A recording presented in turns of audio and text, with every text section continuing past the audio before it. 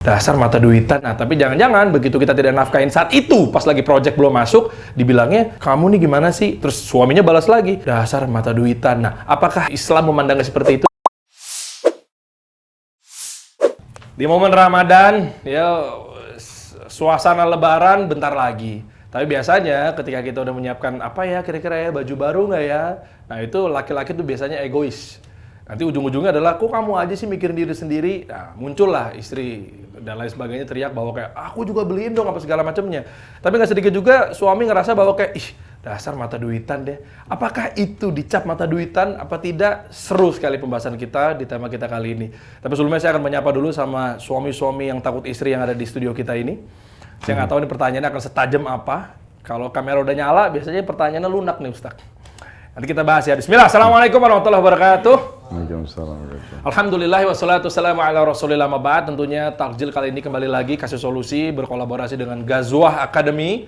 Kalau udah ngomongin Ghazwah berarti sangat identik sekali dengan pengusaha muslim bagaimana caranya berjalan, menafkahi istri, apa segala macamnya. Nah, tapi jangan-jangan begitu kita tidak nafkahin saat itu, pas lagi project belum masuk, dibilangnya, kamu nih gimana sih? Terus suaminya balas lagi, dasar mata duitan. Nah, apakah Islam memandangnya seperti itu? Nanti kita akan cari tahu bersama guru kita, Ustadz Khalid Basalamah Hafidhahullah Ta'ala. Kabarnya menarik Ustadz, sehat, aman semuanya? Alhamdulillah. Ustadz? Alhamdulillah. Tema kita Ustadz pada kesempatan kali ini adalah istri mata duitan. Boleh nggak sih suami nutupin penghasilan karena tuntutan gaya hidup istri? Waduh. Ustadz, izin Ustadz sebelum nanti Ustadz buka. Memang ya nggak melulu mungkin istri saya, tapi bisa jadi mungkin, biar aman begitu bilangnya, bisa jadi mungkin dirasakan oleh istri di luaran sana terhadap suaminya berpegang, nggak tahu pembenaran nggak tahu tidaknya, adalah tentang riwayat Hindun terhadap sahabat yang mulia Abu Sufyan radhiyallahu an, terkait begitu misalnya beliau radhiyallahu an itu adalah tidak menafkahi saat itu misalnya, atau mungkin nggak ngasih uang jajan, ternyata Hindun mengambil uangnya secara diam-diam. Nah, itu akhirnya menjadi polemik. Ada yang mengamalkan, betul-betul mengamalkan, tapi ada juga yang menjadikan pembenaran, Ustaz. Nah, seperti apa sebenarnya itu nggak cuma itu doang yang kita bahas ya, tapi tentang mata duitan ini menarik, Ustaz. Itu saja di awal pembukaan kita kali ini. Silakan Ustaz, barakallahu fikum. Baik, alhamdulillah wassalatu wassalamu ala Rasulillah. Pertama, kita bicara dulu tentang masalah kewajiban suami. Ya. Kewajiban suami itu salah satunya adalah memberikan nafkah, dan nafkah itu berkisar di 5 hal. Di makanan, di minuman, di pakaian, di tempat tinggal, dan transportasi semampu suami. Itu kewajiban, gitu kan? Ya. Karena sebelum istri pindah ke rumah suami, memang dia dinaungi, diberikan makan, minum, pakaian, tempat tinggal, transportasi oleh ayahnya. Maka seakan-akan tanda kutip sini, waktu ayahnya mengatakan, saya nikahkan kamu sama anak perempuan saya, Fulana binti Fulan, dengan mas kawin ini. Jadi seperti makna bahasanya itu adalah, anak ini dulu di bawah rumah naungan saya loh. Makanannya, minumannya, pakaiannya, tempat tinggal, transportasinya, pendidikannya, semua sama saya. Saya serahkan, kamu setuju nggak? Oh ya, saya terima nikahnya. Nah, berarti kan dia terima itu. Makanya pindah ke rumah suaminya, gitu kan, melayani suami dan segala macam. Sebagai unsur timbal baliknya adalah suami memenuhi kebutuhannya. Nah gitu. Makanya masuk dalam kewajiban. Dan kalau ada laki-laki yang membengkalikan kewajibannya, masuk dalam kategori dosa besar. Sebagaimana Imam Adz-Dzahabi rahimahullah masukkan dalam kitab Al-Kabair beliau. Beranjak daripada hadits Nabi SAW, kafaril mar'i itsman an yudayya man yaqutu. Sungguh sangat berat dosa yang akan dipikul oleh seseorang laki-laki membengkalikan kewajiban nafkahnya. Itu dulu pertama. Jadi memberi nafkah. Nah, bagaimana idealnya pengaturan nafkah itu? Idealnya adalah duduk sama istri, kita duduk rincikan semuanya kebutuhan. Oke. Apa saja itu? Kebutuhan sehari-hari lah, sampo, sabun, odol, sikat gigi, minyak goreng, apa saja, semua rincikan. Sedetail mungkin gitu kan. Oke. Misal ini angka, cuma contoh saja, keluarlah angka 10 juta rupiah. Oke, 10 juta rupiah misalnya. Jadi kita pun sebagai suami tahu, oh ternyata saya harus punya income minimal 10 juta. Supaya saya bisa penuhin kewajiban saya gitu. Kalau lebih dari itu alhamdulillah, yang penting kewajiban saya terhadap istri dan anak ini sudah terpenuhi. Contoh misal. Dan angka ini tanda kutip tadi cuma sebagai contoh 10 juta. Bisa ada orang kurang, bisa lebih itu. Masing-masing tergantung kebutuhan dan tergantung wilayah yang dia hidup tentunya. Karena mungkin di situ bisa saja wilayah itu mahal atau wilayah itu lebih murah. Nah, seperti itu. Nah, oke, setelah dia duduk, kemudian dia catat, oh ternyata saya tahu nih saya harus cari income 10 juta. Contoh, dia punya income 15 juta, payroll-nya per bulan. Dia tahu nih, oh 10 juta sudah tertutupin. Maka oke, 5 juta dia bisa kelola. Dia bisa kelola untuk kebutuhan dia, karena nggak etis juga, kurang etis kalau seorang suami memberikan semua ke istrinya, lalu apapun yang dia mau, dia harus izin sama istrinya dulu. Ini terbalik. Jadi bagaimana dia memberikan kebutuhan istrinya merupakan nafkah kewajiban dia, tapi sisa harta dia boleh menyimpan dan mengelolanya. Itu yang dicontohkan Nabi SAW dan para sahabat. Mereka memberikan kebutuhan para ummahatil mu'minin. Nabi SAW memberikan pada istri-istri beliau, nafkah sudah tentukan kadarnya. Tentu Nabi SAW punya harta yang lain. Sahabat juga begitu. Mereka punya harta, tapi kebutuhan istri dan anak sudah dipenuhi. Nah mereka punya hak untuk bersedekah, mereka punya hak untuk berbakti sama orang tuanya sebagai suami, bantu kerabatnya, bantu orang miskin, bangun masjid, infak untuk jihad dan segala macam hal. Jadi nggak kurang etis gitu kalau seorang suami hanya mau beli pakaian dalam izin sama istrinya, hanya mau beli ini dan itu. Ada seorang bapak dulu pernah umroh bersama kami di Uhud Tour, kemudian dia lihat gamis yang saya pakai, lalu dia mengatakan, "Ustaz, gamisnya bagus, Ustaz." "Oh iya, beli di mana?" "Saya beli di sini. Kalau bapak mau, insya Allah pas Isya saya temanin." "Oh Ustaz, bagus banget, ayo kita pergi." "Ya sudah, janjian deh." Habis Isya, kita makan malam, saya tunggu di restoran, terus beliau lama sekali, ada dulu situ, saya tanya, "Pak, ayo mau jalan?" "Takut tokonya tutup." "Sebentar Ustaz, ATM saya belum diisiin sama istri." Oh gitu. alah. Memang gitu. Karena istri saya cuma budgetin, saya cuma boleh belanja 5 juta. Nah, bahasa ini mengkritik saya ini, mengganggu. Kenapa harus istrinya menentukan budget dia? Kenapa nggak terbalik, dia yang menentukan budget istri? Kan gitu. Sementara dia pemimpin rumah tangga, nafkah dari dia. Nah, harusnya yang bijak itu adalah dia menghitung kebutuhan istrinya, dia berikan. Karena tadi contoh misalnya kalau dia punya payroll 15 juta, dia kalikan istrinya 10 juta, kan sudah besar. Lebih besar daripada payroll dia bahkan. Maksudnya lebih besar daripada sisanya. Sisanya kan 5 juta. Nah 5 juta dia kelola, terserah dia. Kelola seperti apa gitu kan. Dan sangat bijak kalau seorang suami, di saat Allah bukakan pintu rezeki, dia berikan lagi istrinya lebih. Contoh misalnya, diberikanlah kendaraan, diberikanlah mungkin atas namanya kalau mau gitu kan, atau minimal dia siapkan untuk kebutuhannya, atau dia berikan, kalau saya biasa ada istilah bonus khidmah, pelayanan gitu ya. Kita sisihkanlah berapa juta lagi untuk dia gitu kan, sebagai saldonya dia bisa pakai setiap saat. Mungkin kalau keluarganya butuh, nah kita membantu dan segala macam hal. Itu selain daripada nafkah rutin yang kita berikan. Nah itu sebenarnya manajemen keuangan yang paling tepat dalam masalah rumah tangga. Sehingga di sini suami sudah tahu berapa yang harus dia kasih bulanan, dan suami juga sudah tahu berapa yang dia bisa, bukan nabung, tapi memenuhi kebutuhan dia pribadi. Nah juga tentunya dari 5 juta sisa itu, bisa saja suami mensisihkan lagi 1 juta 2 juta itu untuk biaya tidak terduga. Ya sakit atau segala macam, kan bisa saja. Ini contoh saja cara memanage seperti itu. Mungkin ada orang income-nya 100 juta, mungkin 1 miliar per bulan, itu tergantung nanti bagaimana dia memanage-nya. Dan itu masing-masing kebijakan tergantung. Misalnya istri itu tinggalnya di daerah Menteng, kalau di Jakarta mungkin pajak rumah lebih besar, mungkin biaya-biaya yang lain lebih besar lah. Mungkin ART itu kalau kerjanya di Menteng dengan kerjanya misalnya di daerah mana, di pelosok Bekasi atau itu mungkin lebih beda. Beda contohnya ya. Gaji driver misalnya dan segala macam itu pasti beda. Nah ini mungkin dia bedain lah kondisi dan keadaan dia dan istrinya gitu. Nah seperti itu kurang lebih cara memanagenya. Sehingga kalau misalnya ada satu hal yang mendesak, istri mengatakan saya butuh nih mau beli handphone misalnya. Nah itu permintaan di luar dari nafkah ya, di luar dari nafkah. Maka di sini kebijakan kembali suami mau berikan atau tidak. Tentu suami yang karam itu dermawan ya. Dia akan memberikan selama dia punya kemampuan. Karena ada hadis yang sahih berbunyi, dinar yang kau berikan kepada keluargamu itu lebih baik. Maksudnya lebih baik daripada yang diinfakkan buat jihad, fakir miskin, bebasin budak. Yang diberikan kepada istri itu lebih besar pahalanya. Maka dia bisa berikan tentunya. Tapi suami punya hak untuk membatasi. Contoh misal, sang istri baru ganti handphone bulan lalu. Ketemu sama teman-temannya, lalu tertarik karena temannya baru beli handphone keluaran yang terbaru lagi. Lalu dia mengatakan gantiin dong handphonenya, dan dia maksakan, dia ngerengek, atau misalnya dia sedikit tanda kutip ada intimidasi ya. Kalau enggak, udah kita enggak usah sama-sama atau seperti itu. Nah, ini tidak pantas gitu dalam rumah tangga. Harusnya kan sang istri tidak mengucapkan itu. Karena ini permohonan, permintaan dia merupakan kebaikan suami. Dan saya yakin suami itu sebenarnya ada rahasianya sih. Ya, ini saya kalau dipenuhi 3 hal itu sebenarnya mudah sekali untuk memunculkan royalitas dia. Rahasianya yang dimaksud adalah? Ya, kita nih laki-laki ini sebenarnya kalau dipenuhi 3 hal, pasti kita akan royal. Apa ya, Ustaz? Yang pertama itu yang suka dipandang oleh mata. Makanya kata Nabi SAW, wanita ahli surga, wanita yang kalau kau lihat padanya kau akan senang. Misal contoh dia pakai baju yang kita suka, warnanya, modelnya, penataan rumah, penampilan dia lah gitu ya. Apa yang kita suka dengan tatapan mata kita, maaf sampai masalah biologis segala macam, maka itu pasti akan membuat kita lebih tenang dan lebih nyaman dengan istri itu. Yang kedua, nafkah diberikan untuk memberikan makanan. Maka berikan makanan yang terbaik buat suami, gitu kan? Isi perutnya lah, gitu ya, supaya betul-betul terpenuhi dengan baik. Jadi kalau misalnya suami itu suka banget kalau makan ada kerupuknya, ya taruh aja kerupuk di situ, walaupun kita buat menu yang lain. Kayak saya misalnya, saya suka kambing bakar madu misalnya. Berarti saya pengennya yang dari Ajwat Resto misalnya. Atau minumannya misalnya. Ya, antum harus bijaksana. Misalnya antum pesan dari satu restoran, terlepas dari Ajwat atau yang lainnya. Antum tahu ini, budgetnya satu porsi nasi ini 150.000 misalnya.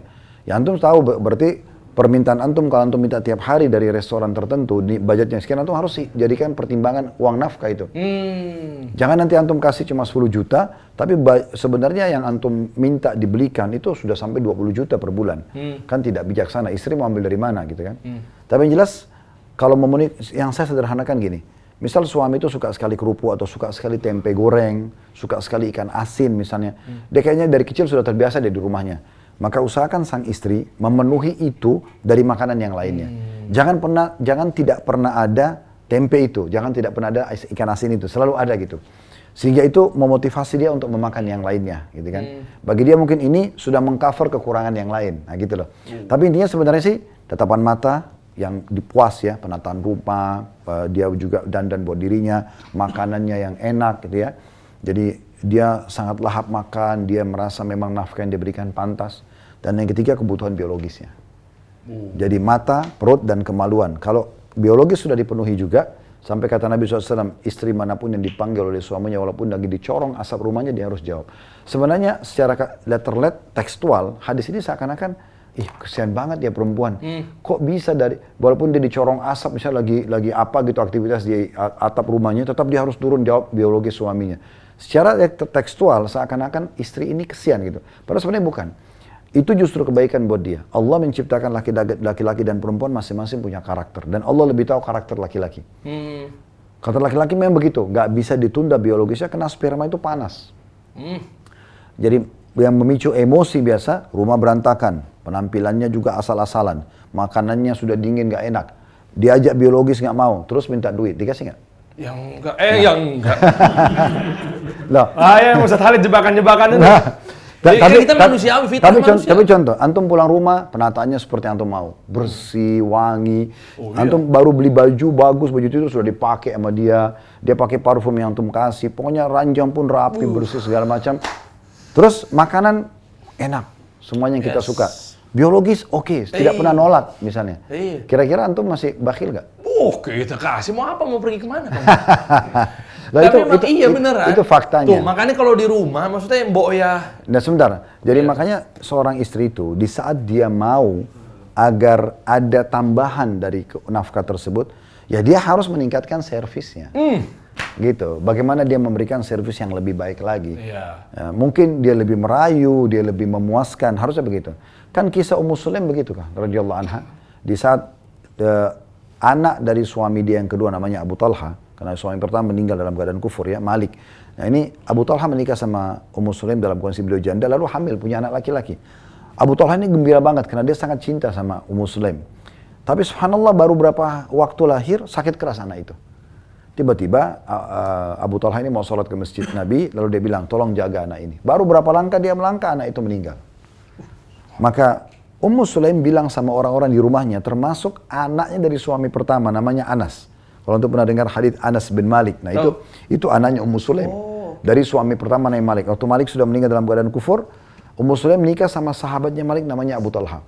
Nah jelas Ummu Sulaim bilang sama orang-orang di rumahnya, termasuk Anas, jangan ada yang ceritakan tentang kematian anak ini kepada Abu Talha, nanti saya sendiri. Apa kata Anas? Anas nukil ini. Pada hari itu, pada malam itu, ibuku dandan belum pernah secantik itu. Masak-masakan belum pernah seenak itu. Ini yang disebutkan nih, masalah dandanan, ya, masalah masakan. Sampai Abu Talha pulang. Abu Talha pulang, Ummu Sulaim nggak tunjukkan kesedihan padahal anaknya mati nih. Kemudian diajak suaminya makan, setelah kenyang benar-benar, sudah puas makanannya, lalu diajak biologis, karena cantik, wangi, digauli oleh suaminya.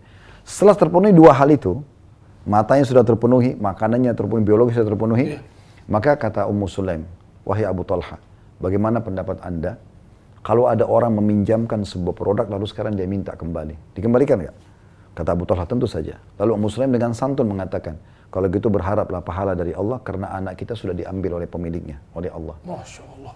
Nah, jadi cara dia untuk merayu suaminya itu agar bisa menerima keadaan itu dengan makan biologis, dengan dandanan yang bagus. Nah begitu, harusnya, maaf ya, ini bahasa saya, apa yang dimiliki oleh pelacur di luar sana? Apa yang mereka miliki sih? Rayuan. Itu. Seksinya pakaian, wanginya badan, memuaskan biologis, kan itu kan yang ditawarkan. Harusnya ini ada pada semua istri. Harusnya semua istri seperti itu, bahkan lebih, sehingga yang pelacur ini nggak laku, maaf. Ya otomatis. Karena kalau istri sudah pakai baju yang terbaik, parfum yang terbaik, biologis yang memuaskan, untuk apa lagi dia jajan di luar kan gitu. Ya. Dan pasti otomatis kebutuhan dia akan diberi. Jadi tidak layak gitu, nggak kurang etis kalau misalnya dia mau minta tambahan handphone, ngambek sama suaminya, marah-marah, minta pulang hanya karena handphone, hanya karena minta tambahan uang, hanya karena mau safar ke sebuah tempat. Sementara dia sendiri tidak memberikan sesuatu pelayanan yang memotivasi suaminya memberikan itu. Insya Allah, jazakallah khair, barakallahu fikum. Nanti kalau misalnya saya pakai riwayat itu, Ustaz. Oh ya, tadi belum dibahas masalah Hindun ya. Iya, nah makanya ntar sekalian Ustaz, izin Ustaz. Nanti ada aja jawaban-jawabannya Ustaz. Kan jangan nyamain aku sama sahabiah dong. Jangan nyamain aku sama Ummu Sulaim dong. Nah, kalau gitu bilang, kalau gitu jangan juga samain saya sama Abu Talha dong nanti. Cakep. Nah, saya demen sama Ustaz begini nih, ada bantahan-bantahannya. Loh iya, berarti levelnya nanti kalau kamu tidak mau disamakan dengan sahabiat, berarti saya juga tidak bisa seperti sahabat loh. Jangan kamu harap nanti saya seperti sahabat juga, berarti level kita turun nih. Kalau mau saya seperti Abu Talha, kamu juga harus seperti Ummu Sulaim. Nah. Itu ya Ustadz yang ngomong ya. Bawa Ustadz. Jadi ya ini ya terserah lah mau bilang ini buat saya pribadi atau saya rasa juga suami-suami luar sana sepakat ya. Boy, jangan daster yang udah bolong-bolong dipakai di rumah. Ya kan tuh, saya wakilin teman-teman ya. Ya agak ya bagusan gitu loh apa segala macamnya. Bener nggak Sat? Terus betul. yang tadi berikutnya poin nomor 3 tuh saya suka tuh. Ingat ya terima Bapak? Ya kan, biologisnya. Tuh, carilah berarti istri yang doyan ngulek. Enggak, misalnya bikin cabe, masakannya yang enak. Udah nggak? Iya, jadi kan artinya kan apa hubungannya biologis sama ngulek? iya kan? Kayak Ustadz nggak tahu aja. Ya, jangan begitu, jangan cuma kayak diem-diem baik. Enggak, ngomongnya yang jelas dong. Ya maksudnya kan ngulek sambel. Kan, saya suka sambel Ustadz. Berarti bahas makanan. Iya, makanan gitu Ustadz. Ya, nantilah di warung kopi aja kita ngobrol jadi bapak-bapak. Ya. Buat yang ada di studio, bapak-bapak ada yang mau bertanya? Nah, ini suami-suami yang... Belum bahas masalah riwayat Hindun tadi gimana? Oh, abis ini Ustadz. Nah, kita buka tanya jawab aja Ustadz. Sepertinya ada yang nggak sabar nanti biar teman-teman juga memastikan nonton sampai akhir nih. Riwayat Hindun apakah menjadi pembenaran terkait berarti boleh dong ngambil duit suami. Nanti nyambung juga Ustadz. Terkait berarti kita kan apakah wajar dong ngecek suami dapat berapa? Nah, apakah hanya gaji pokoknya saja atau jangan-jangan ngelenong-lenong kita freelance kita apa bahasanya ya? Ceperan-ceperan kita luar sana, masa semuanya harus dikasih tahu? Masa saya ngisi seminar dibayar sekian istilah saya harus tahu?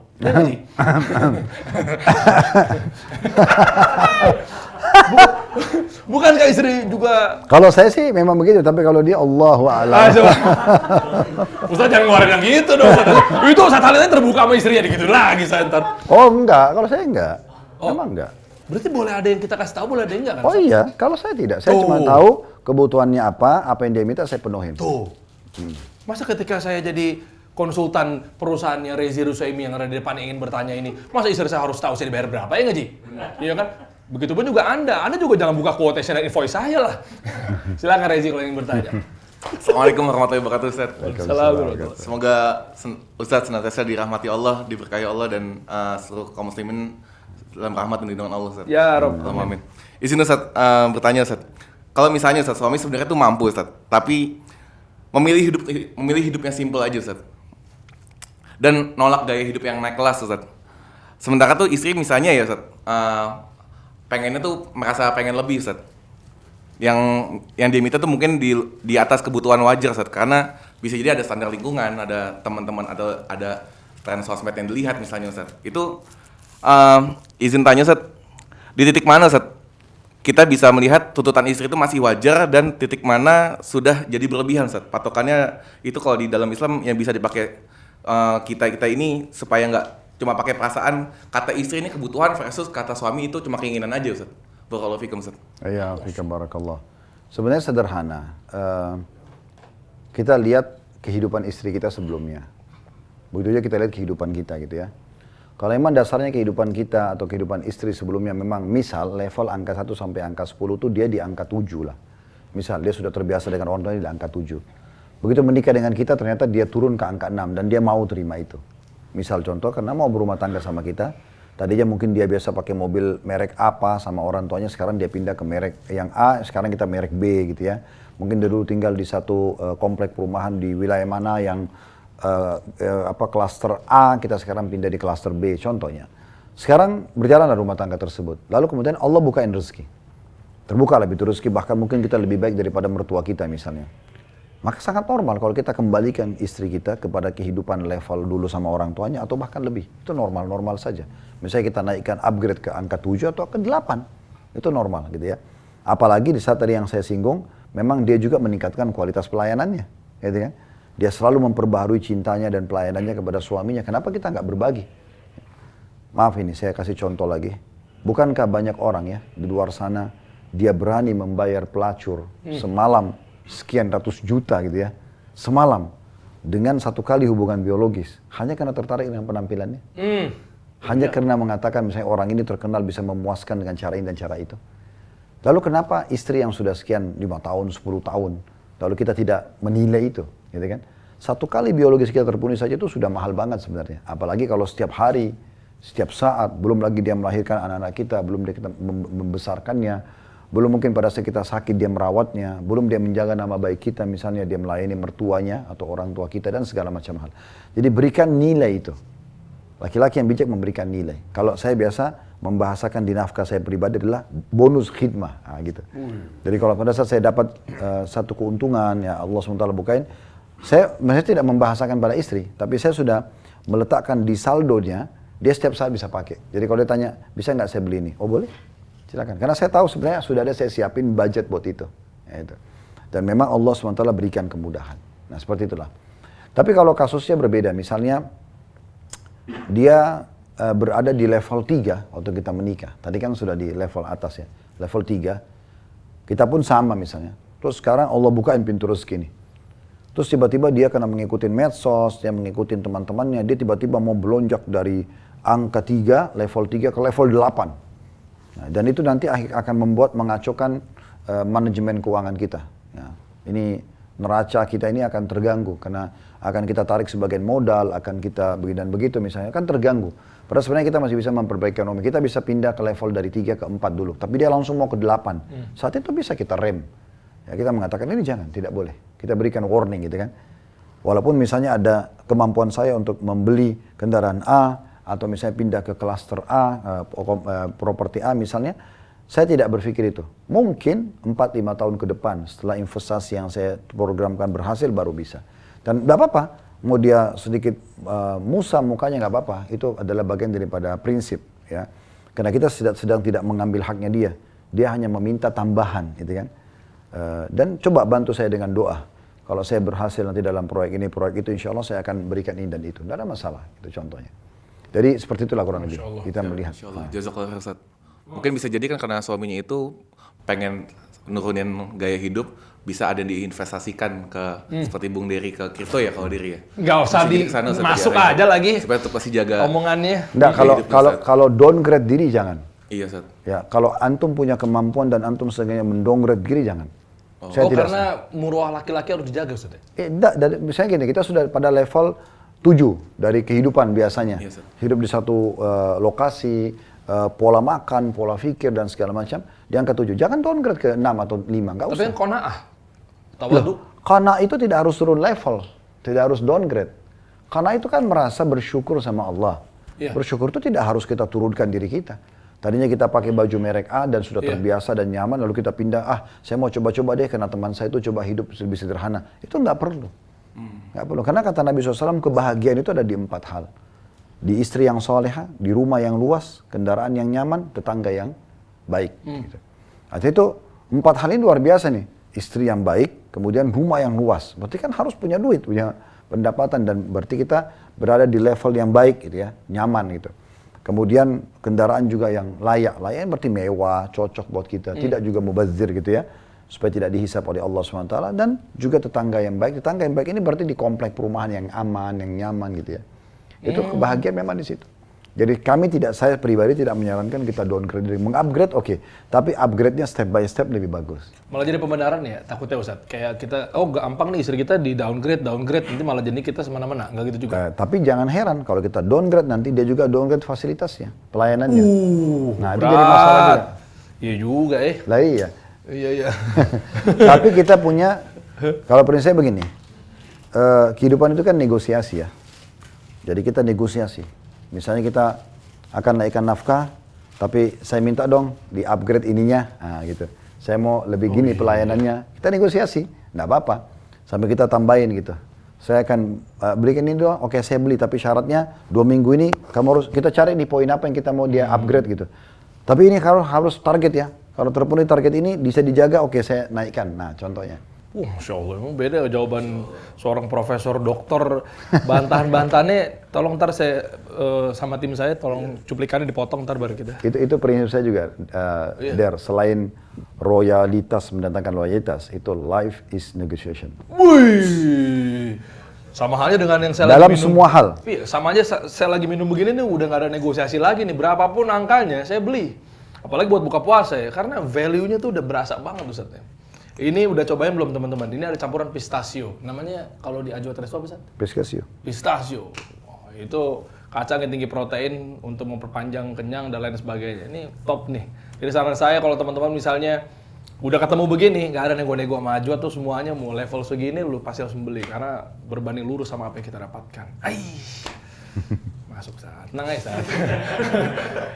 Ajwa Resto itu adalah restoran Timur Tengah yang dikenal dengan kampanye Bye Bye Bau. Ngerti nggak maksudnya? Ini pada orang marketing kan di sini kan? Karena stigma negatif terkait kambing apa segala macam itu adalah bau, rengus. Nah, karena nggak ngerti, karena chefnya bukan dari Yaman mungkin. Kalau di sini mah, saya ngeliat obrolan Chef Ridho sama Ustadz Khalid. Tapi kita chefnya orang Indonesia loh. Tapi kok ngomongnya bahasa Arab begitu? Iya, karena beliau lama di Madinah. Dan memang saya kalau yang bisa bahasa Arab, biasanya saya ajak bahasa Arab. Masya Allah. Jadi cita rasanya ini udah disesuaikan dengan lidah orang Indonesia tadi ya. Makanya kenapa juga chef orang Indonesia. Menu andalannya adalah kambing bakar madu, ada iga bakar madu. Ini salah satunya favorit saya yang saya sama istri juga selalu sering ya bisa dibilang ya. Susu kurma, apa bahasa Arabnya sih? Halib bitamar. Halib bitamar. Nah, itu ada di situ juga dan detailnya banyak sekali ya teman-teman semua ya. Selain makan di tempat, Ajwa juga punya Ajwa Express, layanan antar yang gratis ongkir maksimal 5 km dari Ajwa Resto. Sering ya waktu itu ya Mbak Imong tiba-tiba diem-diem order lah, Raffi Ahmad, banyak sekali lah teman-teman. Di sini yang udah ngerasain manfaat dari Ajwa Resto. Detailnya cek aja di bawah. Oh ya, ada akikah juga ya. Ini kan pembahasan mengenai suami istri apa segala macem. Artinya mungkin kita sadar bahwa anak kita sudah lahir nih. Kita udah mempersiapkan kalau misalnya laki-laki sekian, perempuan sekian dan lain sebagainya. Ada paket akikah Ajwa juga yang praktis dan juga pasti sesuai dengan syariat. Dari mulai penyembelihannya dan seterusnya gitu ya. Ajwa juga menerima outdoor service untuk berbagai acara. Ustaz izin, saya juga baru kepikir nih waktu itu. Kan di sini ada menu yang buat sarapan ya Ustaz ya? Ya. Suka ada setiap Sabtu sama Ahad ya di depan ya. Suka kayak semacam outdoor breakfast. Jadi masaknya pakai pasir. Bener nggak Ustaz? Enggak, bukan ininya, maksudnya diaduk sama pasir. Apa di depan itu suka ada pertunjukan? Enggak, bukan pakai pasir. Apa sih namanya?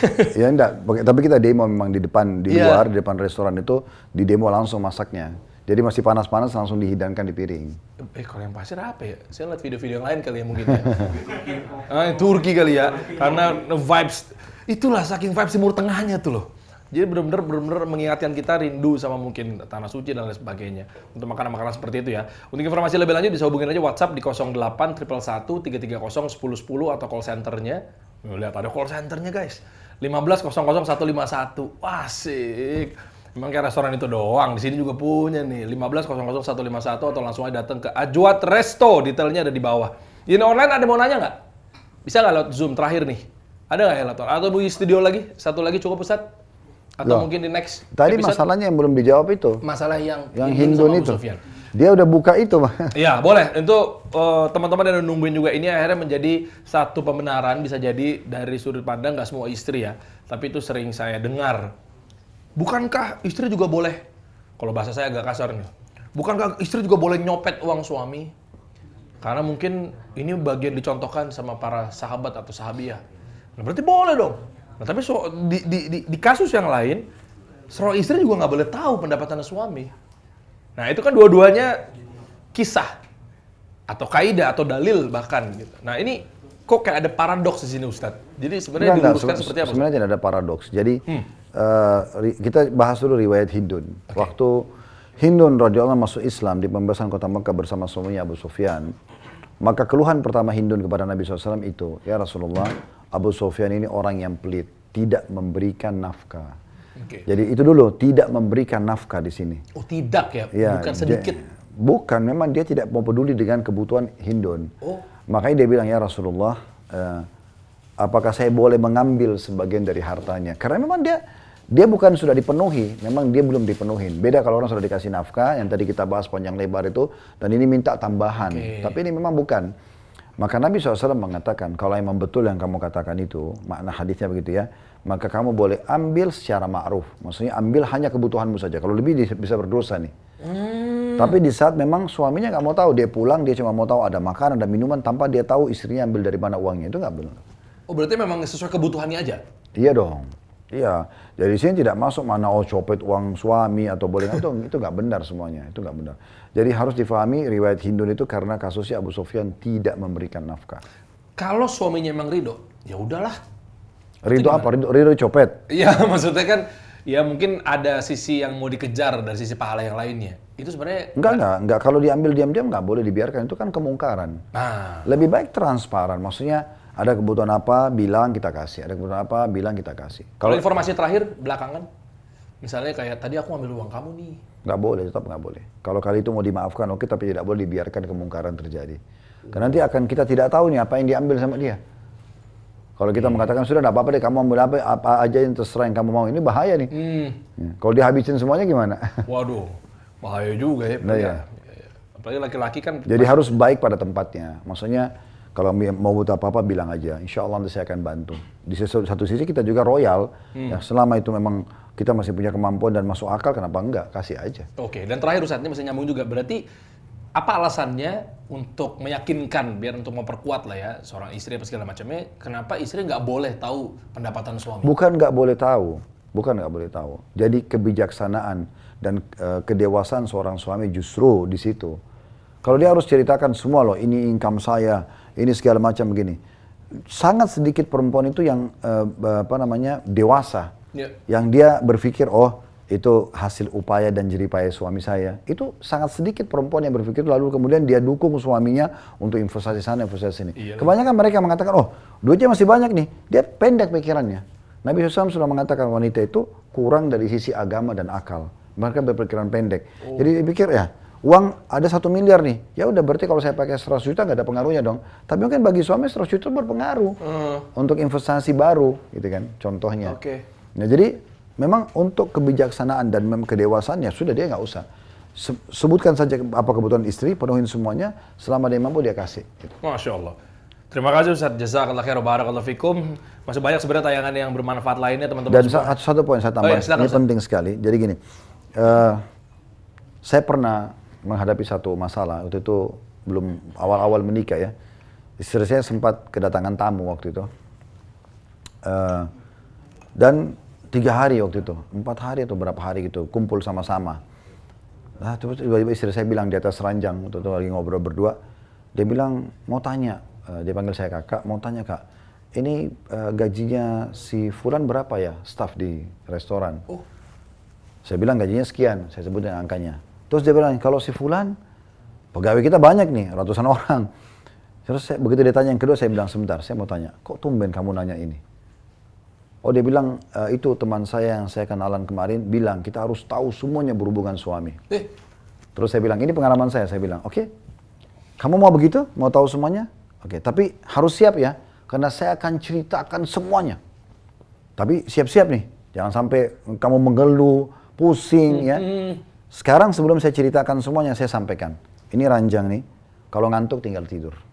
Itu kamar mandi, semua apapun yang dibutuhkan ada. Paham, oke. Itu dapur, ada pembantu, ada makanan, anak-anak ada. Azan, sholat, tinggal sholat. Ada suami tinggal layani. Mati masuk surga nih. Untuk apa urus? Kalau saya akan ceritakan utangnya Resto, nama-nama vendor, barang-barang yang rusak. Oh, yang udah. Loh, iya, semuanya. Tomat yang rusak, berapa kilo yang sisa. Jangan setengah-setengah, saya sampaikan semuanya. Siap nggak? Enggak siap. Tuh kan. Nggak siap. Jadi sebenarnya ada hikmah besar di saat kita tidak menyampaikan semuanya. Karena perempuan sudah cukup bebannya dia untuk rumah, untuk diri dia, untuk lain suami. Untuk apa dia berkembang menampung semua perkara suami? Islam itu benar-benar adil ya. Itulah makanya alasannya warisan laki-laki dapat 2, perempuan. Bener nggak Ustaz? Nyambung kan ke sana kan? Laki-laki itu tumpuannya, itu udahlah jangan nanya-nanya gaji saya. Ya kan bener Ustaz, maksudnya kan laki-laki itu tanggung jawabnya besar. Bukan juga mengatakan jangan tanya gaji saya, bukan. Siap. Dalam arti kata, seorang suami bijaksana dia penuhi semua kebutuhan istrinya. Apa yang dia punya income dari luar ya sudah dia tinggal menata, memanage sendiri. Nggak usah dibebankan lagi sama istrinya gitu kan. Termasuk kalau dia punya masalah, dia nggak usah bicarakan sama istrinya. Karena istrinya mungkin terbebani lagi dengan itu. Udah dia pecahin sendiri sebagai laki-laki. Allah buat dia, problem itu udah ada pada dia pecahin. Seorang laki-laki, suami bijaksana, masuk ke dalam rumah, sebelum masuk rumah, semua permasalahan dia ditaruh depan pintu. Dia masuk ke dalam rumah, dia siap mendengarkan keluhan istrinya. Dia pecahin lagi masalah. Nah itu laki-laki baru gentle. Tapi jangan, kemarin saya punya utang, kemarin saya punya begini, cerita sama istrinya. Akhirnya nggak jadi biologis, nggak jadi enak makan. Udah tuh buang aja di depan, taruh depan pintu. Nanti kalau besok keluar, baru angkat lagi kepala kita, bebannya, baru kita pecahkan lagi. Kenapa di ujungnya Ustaz pakai ngeluarin kalimat pamungkas begini lagi? Jadi diukur nih, dari Ustaz Hale, dari Ustaz udah. Masuk kan kita masih yang laki-laki suami-suami yang mau taruh di luar tapi nggak bantuin ngelesain bareng-bareng kali ya. Susah begitu, tapi insya Allah kita bisa laki-laki ya. Masih banyak tayangan bermanfaat yang lainnya teman-teman semua. Di tayangan Takjil kali ini cek aja di playlist kita. Banyak sekali, apalagi episode Panji Pragiwaksono belum nonton kan ada di sana. Mbak Imong, Atta Halilintar dan lain sebagainya, ini tentunya kolaborasi dari Kasih Solusi dan juga Gazu Academy. Kita tutup dengan doa kafaratul majelis. Subhanakallahumma bihamdik asyhadu an la ilaha illa anta astaghfiruka wa atubu ilaik. Assalamualaikum warahmatullahi wabarakatuh.